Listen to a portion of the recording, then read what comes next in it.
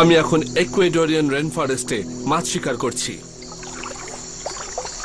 ঠিক এই ধরনের গাছপালার মধ্যেই মাছেরা লুকিয়ে থাকতে ভালোবাসে, বিশেষ করে দিনের এই সময়।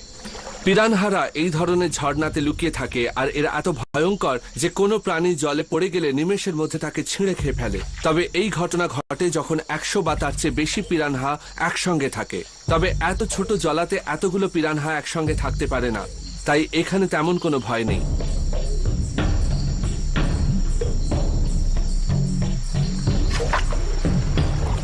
পিরানহা খেতে টেস্টি হলেও ওদের ধরা বেশ কঠিন। সত্যি বলছি, এই মাছগুলো কিন্তু খুব চটপটে।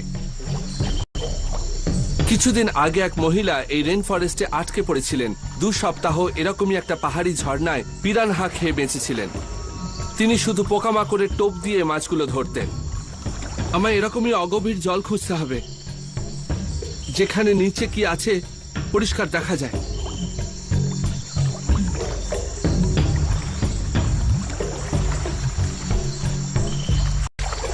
এমনিতে কি হয়, এই ধরনের জঙ্গলের জলায় জলের লেভেল ক্রমশ কমতে থাকে। ওর ধারটা দেখলেই বুঝতে পারবেন যে আগে জল কত অবধি ছিল, কারণ ওখানে সব জঞ্জাল পড়ে আছে। তার মানে মাছেরা এই ধরনের জলাতেই আটকা পড়ে যায়। এগুলো গভীরও নয়, আর মাছ ধরার পক্ষে এটাই আমার সবচেয়ে ভালো সুযোগ।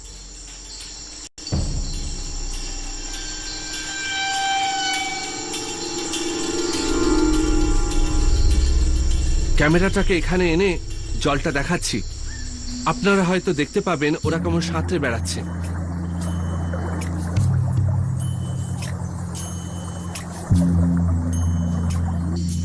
এখানে বেশ কয়েকটা আছে।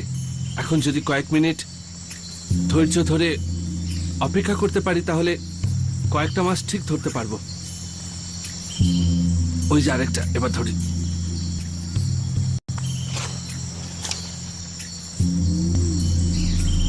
দারুণ, দেখতে পাচ্ছেন? এবার বুঝতে পারছেন তো যেরকম হাজার খানেক পিরানহা কিভাবে একটা মানুষকে ছিঁড়ে খেয়ে ফেলতে পারে। প্রচন্ড ধারালো দাঁত এদের। এই মাছটা ইতিমধ্যেই আধমরা, তবুও কিন্তু এটা ভেদ করে যাওয়ার শক্তি আছে এর।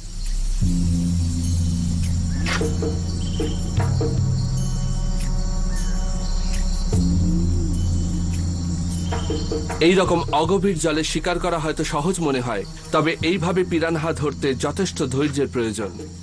1 ঘন্টার মধ্যে পেট ভরানোর মতো মাছ